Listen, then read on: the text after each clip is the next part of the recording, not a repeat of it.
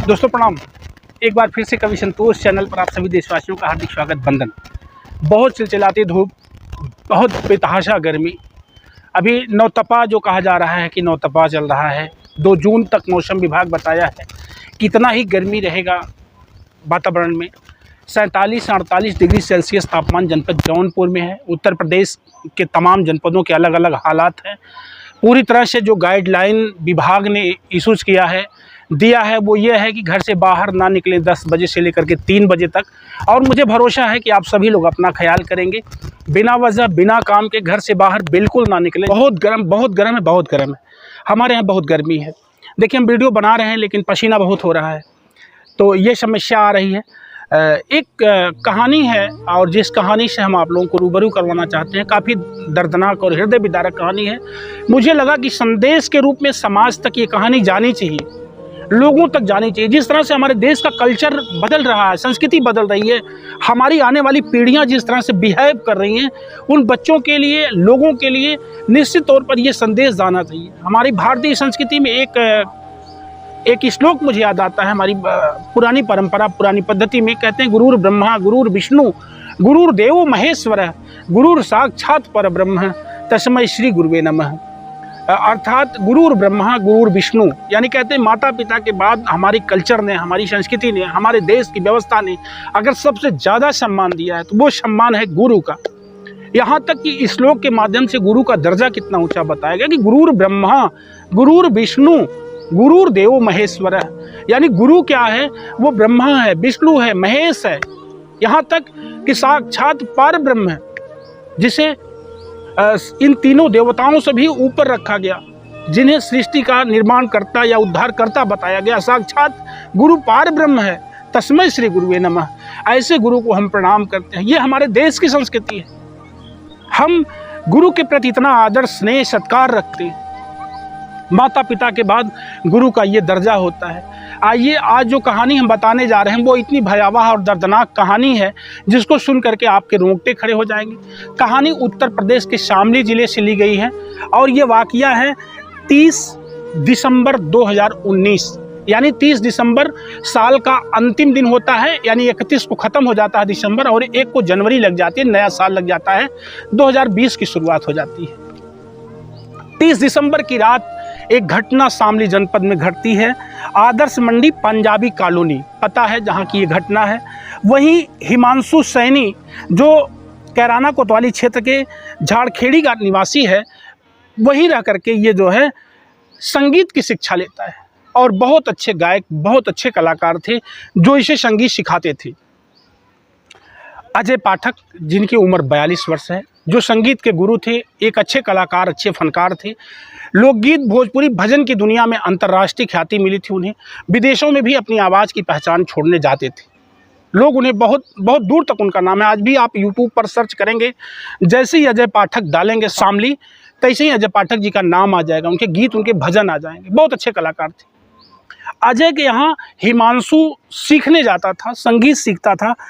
अब अजय का पारिवारिक बैकग्राउंड कैसा है? अजय 4 भाई हैं। चारों भाइयों में इनकी जो स्थिति है वो अपने सभी भाइयों से अलग रहते हैं। पत्नी है, स्नेहलता नाम है, उम्र 38 वर्ष है। एक बेटी है वसुंधरा, जिसकी उम्र 16 साल है। एक बेटा है भागवत, जो 11 वर्ष का है। भरा पूरा बहुत अच्छा परिवार, और संगीत से ही पर्याप्त धन अजय पाठक ने कमाया था। बहुत पैसा कमाया था संगीत से और दूर तक की ख्याति मिली थी अजय जी को, और बहुत मानते थे हिमांशु को बेटे की तरह से। कहते हैं, रिश्ता गुरु और शिष्य का जग में महान है, गुरु के लिए शिष्य तो बेटा समान है।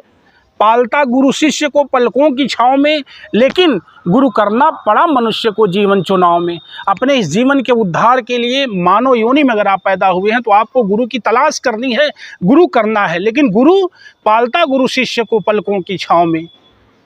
अगर गुरु है तो अपने शिष्य को अपने पलकों की छाँव में पाल लेता है, अपने बेटे की तरह से पालता है शिष्य को। ठीक अजय पाठक जी हिमांशु को इसी तरह से मानते थे, ऐसे ही पालते थे। हिमांशु से बहुत प्यार करता था उनका पूरा परिवार। सारे लोग हिमांशु को बहुत मानते चाहते थे। हिमांशु भी अच्छा कलाकार था, अच्छा गाता बजाता था। लेकिन इसकी जो पारिवारिक बैकग्राउंड थी वो कैसी थी, अजय पाठक जी नहीं जानते थे। ये बहुत मनचला छिछोरा लड़का था, काफ़ी कर्ज था इसके ऊपर, और उस कर्ज से उबरने के लिए, उस कर्ज से बचने के लिए कि हमारा कर्ज ख़त्म हो जाए, ये गुरुजी के धन पर, गुरुजी के परिवार पर अपनी नीयत को, अपने नेचर को थोड़ा सा गंदा किया, गलत किया। और इसने किया क्या कि एक दिन, यानी वही 30 दिसंबर वाली रात में गुरुजी के पूरे परिवार को, यानी पहले गुरुजी को, फिर गुरु माता को, फिर बिटिया को, फिर बेटे को इसने धारदार हथियार से बारी बारी से काट दिया। क्यों? गुरुजी के पास बहुत पैसा था। और जब काटने के बाद क्या करता है, कहानी तो थोड़ा सा डीपली है, जब ऐसे बतियाते हैं, बहुत ज़्यादा काट मार की बात करते हैं तो यूट्यूब गाइडलाइन के हिसाब से गलत हो जाता है, लेकिन अब पूरे परिवार को ख़त्म कर देता है। ख़त्म करने के बाद तब तक सुबह होने लग जाती है। अब जो छोटा बेटा है भागवत की लाश को उन्हीं की कार में भर करके ये लेके भागता है, ले जाता है, पानीपत टोल प्लाजा के पास पहुंचता है तो कार में ये स्वयं आग लगा देता है। भागवत सहित वो कार जलने लगती है, अपने बाहर निकलता है, लेकिन वहाँ की पुलिस ने मुस्तैदी से इसको कैद किया, पकड़ा और जलती हुई कार को बुझाना चाहा, लेकिन नहीं बुझ पाई। भागवत की लाश ही उसमें थी। अंतोगत्वा भागवत झुलस जाता है, जल जाता है पूरी तरह से, लेकिन पुलिस इसको पकड़ करके और उस कार सहित, यानी आदर्श मंडी थाने को, शामली थाने को वो सुपुर्द कर देता है। जब पानीपत टोल प्लाजा की पुलिस पकड़ करके और इसे शामली के पुलिस वालों को दे देता है, तब जांच होती है, और जांच में, पूछताछ में ये पता चलता है कि इसने जो है पूरे परिवार को मारा है। यहाँ तक कि जो वसुंधरा है, बिटिया के हाथों में बाल मिले थे, वो बाल के भी DNA टेस्ट हुए तो वो हिमांशु सैनी के ही बाल थे, और भागवत का भी DNA टेस्ट करवाया गया, क्योंकि लाश इतनी बुरी तरह से जल चुकी थी कि उसकी पहचान कर पाना बहुत मुश्किल था। तो जब उसे करवाया गया तो क्लियर हुआ कि हाँ, ये भागवत की ही डेड बॉडी है। अंतोगत्वा ये कंफर्म हो जाता है, और वहाँ की पुलिस जब पूरी तरह से इसके ऊपर मुकदमा लाद करके इसको जेल भेजती है, तो 4.5 साल के बाद अब जा कर के 20 मई को एक फ़ैसला आया है कि इसे फांसी की सज़ा, वहाँ के लोअर कोर्ट से इसे फांसी की सज़ा दी गई है। अब उनके परिवार के लोग, जो उनके भाई वगैरह हैं, उनकी भाभी हैं, वो सभी लोग भगवान से ये प्रार्थना कर रहे हैं कि ये फैसला सुप्रीम कोर्ट तक, यानी राष्ट्रपति तक ही बरकरार रखा जाए। जो फैसला लोअर कोर्ट ने दिया है, इससे काफ़ी खुशी जाहिर हुई है। बाद में पुलिस ने इसके दिल्ली के बुराड़ी क्षेत्र के संत नगर स्थित फ्लैट से 22 लाख रुपए के जेवर, 2 लाख रुपए नगद, 3 कीमती घड़ियां और गिटार बरामद किया, जिसमें इससे पूछताछ हुई तो इसने कबूल किया कि हाँ, हमने उनको मारने के बाद ये सारा सामान उनके घर से यहाँ तक ले आए थे। लखनऊ लैब से DNA टेस्ट की रिपोर्ट आई। उस रिपोर्ट के आधार पर हिमांशु सैनी दोषी करार दिया गया, जिसके आधार पर इसे सज़ा मिली है।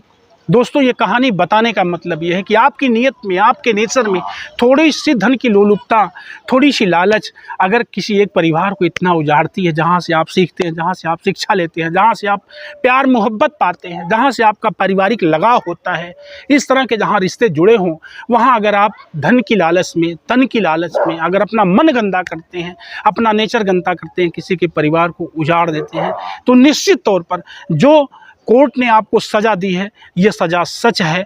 इसे मैं पूरी तरह से इस सज़ा की वाहवाही करता हूं, और उम्मीद करता हूं कि ये सज़ा जल्द ही पूर्णतः ऊपर जितनी भी कोर्टें हैं, राष्ट्रपति तक, जहां तक भी जाए, ये सज़ा बरकरार रहे और हिमांशु सैनी को उसके किए का दंड मिले। और ये कहानी बताने का मतलब किसी का दिल दुखाना नहीं है। तमाम दोस्तों ने, मेरे पिछले वीडियोस में बहुत दोस्तों ने कमेंट किया है। आदरणीय बिरहा व्यास गुरुजी हमारे बहुत मान सम्मान के साथ कमेंट करते हैं। हमारे मधुर भैया, बहुत अच्छा मुझे लगता है, अभी मैंने जो है बहुत अच्छे, आप अच्छे विचारक हैं, राइटर हैं, आप सैनिक भी हैं, सीमा के जवान हैं आप। रामाज्ञा भैया, हमारे राधेश्याम गुरुजी, हमारे तमाम ऐसे चाहने वाले दोस्त, अंकित भाई बलिया से तमाम लोगों का कमेंट आता है, आयुष जी का, और ऐसे तमाम दोस्तों का कमेंट आता है। मैं नाम तो नहीं लिख पाया हूँ, मैं सूची नहीं बनाया हूँ। अगली बार मैं कमेंट की सूची लेकर के आप लोगों से बात करूँगा। तब तक के लिए आप लोगों से मैं विदा लेता हूँ। मुझे भरोसा है कि कमेंट में अपने नाम के साथ अपना पता ज़रूर आप लोग डालेंगे। धन्यवाद, थैंक यू, प्रणाम।